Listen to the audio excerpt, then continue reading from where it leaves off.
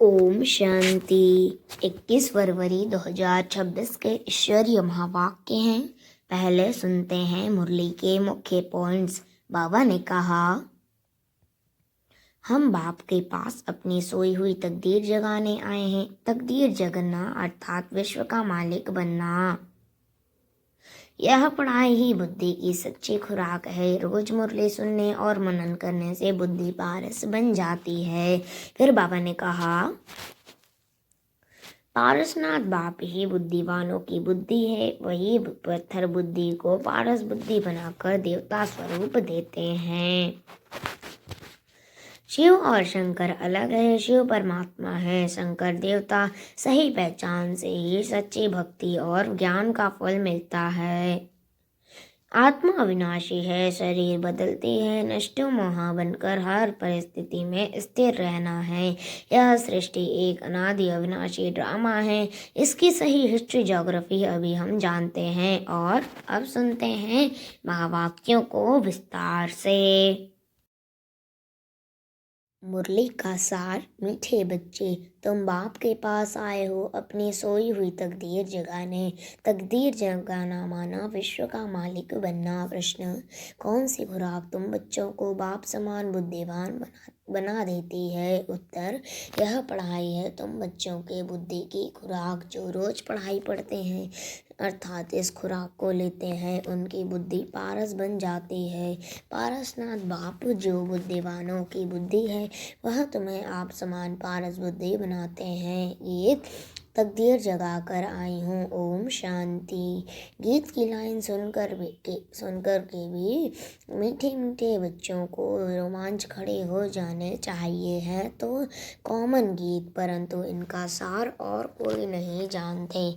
बाप ही आकर गीत शास्त्र आदि का अर्थ समझाते हैं। मीठे मीठे बच्चे यह भी जानते हैं कि कलयुग में सबकी तकदीर सोई हुई है। सत्युग में सबकी तकदीर जगी हुई है। सोई हुई तकदीर को जगाने वाला और श्रीमत देने वाला अथवा तदबीर बनाने वाला एक ही बाप है। वही बैठ बच्चों की तकदीर जगाते हैं।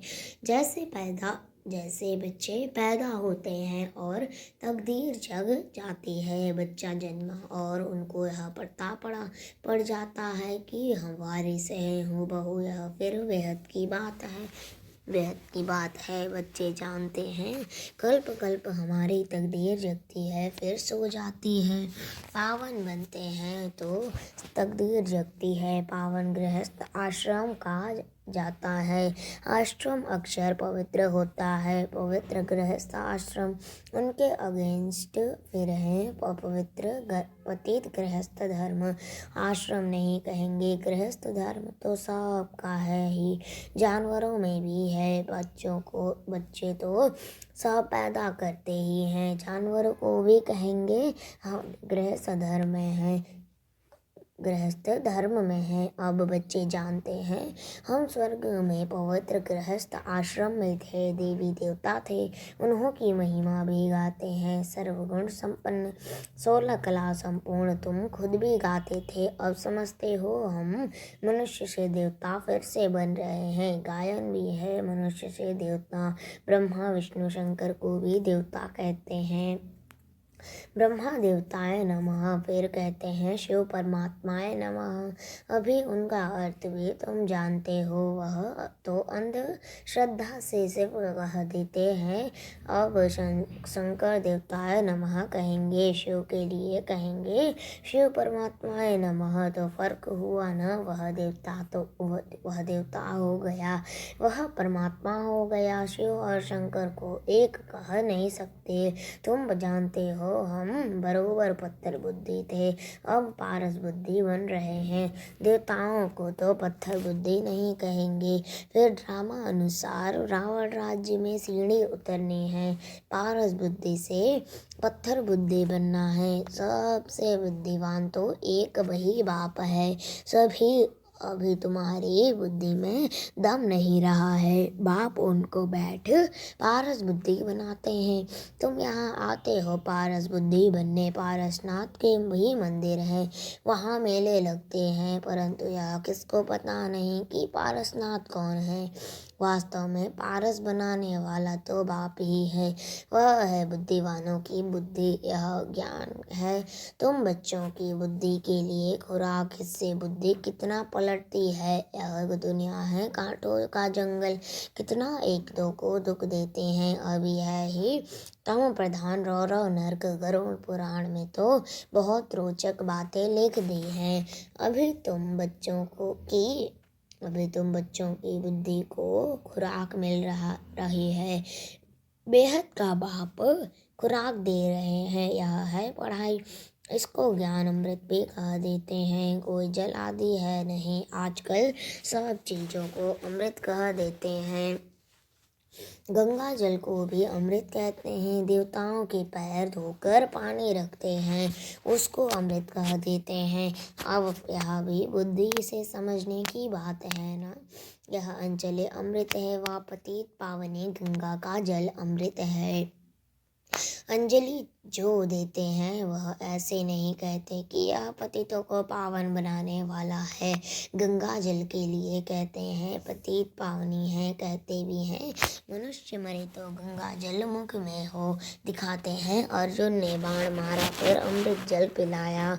तुम बच्चों ने कोई बाण आदि नहीं चलाए हैं। एक गांव है जहां बाणों से लड़ते हैं। वहां के राजा को ईश्वर का अवतार कहते हैं। अब ईश्वर का अवतार तो कोई हो नहीं सकता। वास्तव में सच्चा सद्गुरु तो एक ही है, जो सर्व का सद्गति दाता है, जो सभी आत्माओं को साथ ले जाते हैं। बाप के सिवाय वापस कोई भी ले जा नहीं सकता। ब्रह्म में लीन हो जाने की भी बात नहीं है, यह नाटक बना हुआ है। सृष्टि का चक्र अनादि फिरता ही रहता है। वह है हिस्ट्री ज्योग्राफी, कैसे रिपीट होती है यह अभी तुम जानते हो और कोई नहीं जानता। मनुष्य अर्थात आत्माएं अपने बाप रचयिता को भी नहीं जानती हैं, जिसको याद भी करते हैं ओ गॉड फादर। हद के बाप को कभी गॉड फादर नहीं कहेंगे। गॉड फादर अक्षर बहुत रिस्पेक्ट से कहते हैं, उनके लिए ही गाते हैं। पतित पावन दुख हरता सुख करता, एक तरफ कहते हैं दुख हरता सुख करता है, और जब कोई दुख होता है वह बच्चा आदि मर जाता है तो कह देते ईश्वर ही दुख सुख देता है। ईश्वर ने हमारा बच्चा ले लिया, यह क्या किया। हाँ, अब महिमा एक गाते हैं और फिर कुछ होता है तो ईश्वर को गालियाँ देते हैं, कहते भी हैं ईश्वर ने बच्चा दिया, फिर अगर उसने वापस ले लिया तो तुम रोते क्यों हो। ईश्वर के पास गया ना, सत्युग में कभी कोई रोते नहीं। बाहर समझाते हैं रोने की तो कोई दरकार नहीं। बाहर आत्मा को अपने हिसाब किताब अनुसार जाए दूसरा पाठ बजाना है। ज्ञान न होने कारण मनुष्य कितना रोते हैं, जैसे पागल हो जाते हैं। यहाँ तो बाप समझाते हैं अम्मा मरे तो भी हलवा खाना, नष्ट मोहा होना है।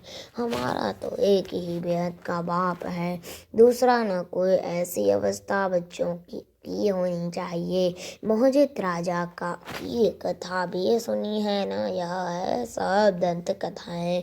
सत्युग में कभी दुख की बात नहीं होती, ना कभी अकाल मृत्यु होती है। तुम बच्चे जानते हैं हम अभी काल पर जीत पाते हैं। बाप को महाकाल भी कहते हैं। कालों का काल, तुम काल पर जीत पहनाते हैं, अर्थात काल कभी खाता नहीं। काल आत्मा को तो नहीं खा सकता। यह आत्मा एक शरीर छोड़ दूसरा लेती है, उसको कहते हैं काल खा गया। बाकी काल कोई चीज़ नहीं है। मनुष्य महिमा गाते रहते, समझते कुछ भी नहीं। गाते हैं अच्युतम केशवम, अर्थ कुछ नहीं समझते। बिल्कुल ही मनुष्य समझ से बाहर हो गए हैं। बाप समझाते हैं यह 5 विकार तुम्हारी बुद्धि को कितना खराब कर देते हैं। कितने मनुष्य बद्रीनाथ आदि पर जाते हैं, आज 2 लाख गए, 4 लाख गए। बड़े बड़े ऑफिसर्स भी जाते हैं तीर्थ करने। तुम तो जाते नहीं तो वह कहेंगे यह बीके तो नास्तिक हैं, क्योंकि भक्ति नहीं करते। तुम फिर कहते हो जो भगवान को नहीं जानते वो नास्तिक हैं। बाप को तो कोई नहीं जानते, इसलिए इनको ऑर्फन की दुनिया कहा जाता है। कितना आपस में लड़ते झगड़ते रहते हैं। यह सारे दुनिया बाबा का घर है ना। बाप सारी दुनिया के बच्चों को पतित से पावन बनाने आते हैं। आधा कल्प बरोबर पावन दुनिया थी न, गाते भी हैं राम राजा राम प्रजा राम साहूकार है। वहाँ फिर अधर्म की बात कैसे हो सकती। कहते भी हैं वहाँ शेर बकरी इकट्ठे जल पीते हैं। फिर वहाँ रावण आदि कहाँ से आए, समझते नहीं। बाहर वाले तो ऐसी बातें सुनकर हंसते हैं। तुम बच्चे जानते हो अभी ज्ञान का सागर बाप आकर हमें ज्ञान देते हैं। यह पतित दुनिया है ना। अब प्रेरणा से पतितों को पावन बनाएंगे क्या। बुलाते हैं हे पतित पावन, आओ आकर हमको पावन बनाओ। तो जरूर भारत में ही आया था। अब भी कहते हैं मैं ज्ञान का सागर आया हूँ। तुम बच्चे जानते हो शिव बाबा में ही सारा ज्ञान है। वही बाप बैठ बच्चों को यह सब बातें समझाते हैं। शास्त्रों में सब है, दंत कथाएं नाम रख दिया है। व्यास भगवान ने शास्त्र बनाए। अब वह व्यास था भक्ति मार्ग का। यह है व्यास देव, उनके बच्चे तुम सुखदेव हो। अब तुम सुख के देवता बनते हो, सुख का वर्षा ले रहे हो। व्यास से शिवाचार्य से व्यास के बच्चे तुम हो। परंतु मनुष्य मूझ न जाए, इसलिए कहा जाता है शिव के बच्चे। उनका असूल नाम है हे शिव। तो अब बाप कहते हैं किसी देहधारी को मत देखो, जबकि शिव बाबा सम्मुख बैठे हैं। आत्मा को जाना जाता है, परमात्मा को भी जाना जाता है। वह परम पिता परमात्मा शिव, वही आकर पतित से पावन बनने का रास्ता बताते हैं। कहते हैं मैं तुम आत्माओं का बाप हूँ। आत्मा को रियलाइज किया जाता है, देखा नहीं जाता है। बाप पूछते हैं अब तुमने अपने आत्मा को रियलाइज किया। इतनी छोटी सी आत्मा में अविनाशी पार्ट नोधा हुआ है, जैसे एक रिकॉर्ड है। तुम जानते हो हम आत्मा ही शरीर धारण करते हैं। पहले तुम देह अभिमानी थे, अब देह अभिमानी बहु। तुम जानते हो हम आत्मा 84 जन्म लेती हैं, उनका एंड अंत नहीं होता। कोई पूछते हैं यह ड्रामा कब से शुरू हुआ, परंतु यह तो अनादि है, कभी विनाश नहीं होता। इनको कहा जाता है बना बनाया अविनाशी वर्ल्ड ड्रामा। तो बाप बैठ बच्चों को समझाते हैं जैसे अनपढ़ बच्चों को पढ़ाई दी जाती है। आत्मा ही शरीर में रहती है। यह है पत्थर बुद्धि के लिए फूड यानी भोजन, बुद्धि को समझ मिलती है। तुम बच्चों के लिए बाबा ने चित्र बनवाए हैं, बहुत सहज है। यह है त्रिमूर्ति ब्रह्मा विष्णु शंकर।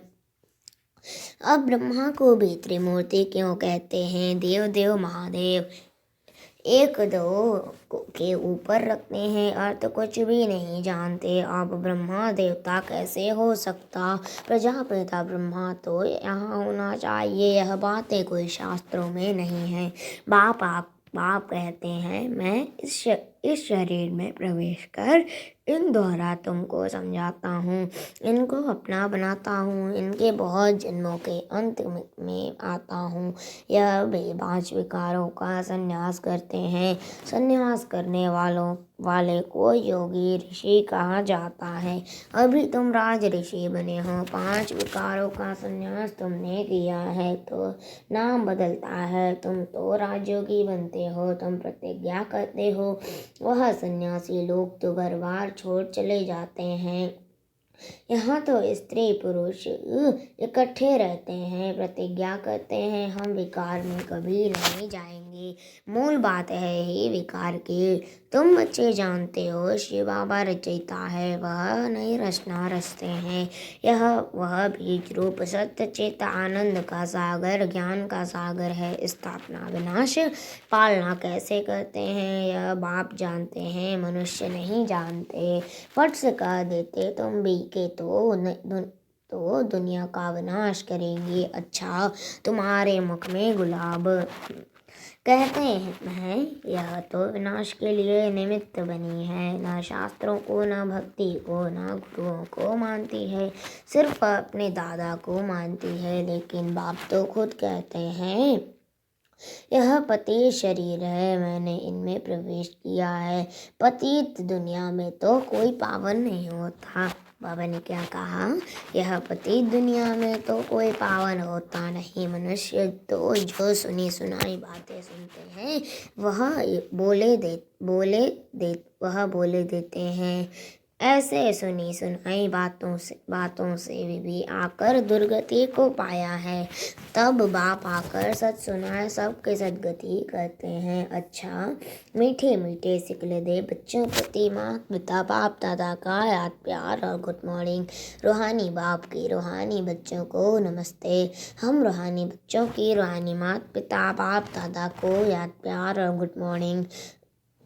नमस्ते नमस्ते नमस्ते। शुक्रिया बाबा, शुक्रिया। धारणा के लिए मुख्य सार फर्स्ट पॉइंट है, बाप से सुख का वर्षा लेकर सुख का देवता बनना है, सबको सुख देना है। राज ऋषि बनने के लिए सर्व विकारों का संन्यास करना है। दूसरा, पढ़ाई की सच्ची खुराक है सद्गति। पढ़ाई ही सच्ची खुराक है। सद्गति के लिए सुनी सुनाई बातों को छोड़ श्रीमत पर चलना है। एक बाप से ये सुनना है, मुजिद बनना है। वरदान, अपने असली संस्कारों को इमर्ज कर सदा हर्षित रहने वाले ज्ञान स्वरूप भव। अपने असली संस्कारों को इमर्ज कर सदा हर्षित रहने वाले ज्ञान स्वरूप भव। विस्तार, जो बच्चे ज्ञान का सिमरण कर उसका स्वरूप बनते हैं वह सदा हर्षित रहते हैं। सदा हर्षित रहना यह ब्राह्मण जीवन का असली संस्कार है। दिव्य गुण अपनी चीज है, अवगुण माया की चीज है। जो संग दोष से आज आ गए हैं अब उसे पीठ दे दो और अपने अलमाइटी अथॉरिटी की पोजीशन पर रहो तो सदा हर्षित रहेंगे। कोई भी असुरी व व्यर्थ संस्कार सामने आने की हिम्मत भी नहीं रख सकेंगे। स्लोगन, संपूर्णता का लक्ष्य सामने रखो तो संकल्प में भी कोई आकर्षण आकर्षित नहीं कर सकती। संपूर्णता का लक्ष्य सामने रखो तो संकल्प में भी कोई आकर्षण आकर्षित नहीं कर सकती। अव्यक्त इशारे, एकता और विश्वास की विशेषता द्वारा सफलता संपन्न बनो। एकता के लिए एक रूहानी ताबीज सदा अपने पास रखना की रिकॉर्ड देना ही रिकॉर्ड लेना है। यह रिकॉर्ड सफलता का अविनाशी रिकॉर्ड हो जाएगा। मुख पर एक ही सफलता का मंत्र हो। पहले आप यह महामंत्र मन से पक्का रहे। यथार्थ रूप से पहले मैं को मिटाकर दूसरे को आगे बढ़ाना, सो अपना बढ़ना समझते हुए इस महामंत्र को आगे बढ़ाते सफलता को पाते रहो। यह मंत्र और ताबीज सदा साथ रहे तो प्रत्यक्षता का नगाड़ा बज जाएगा। अच्छा, ओम शांति।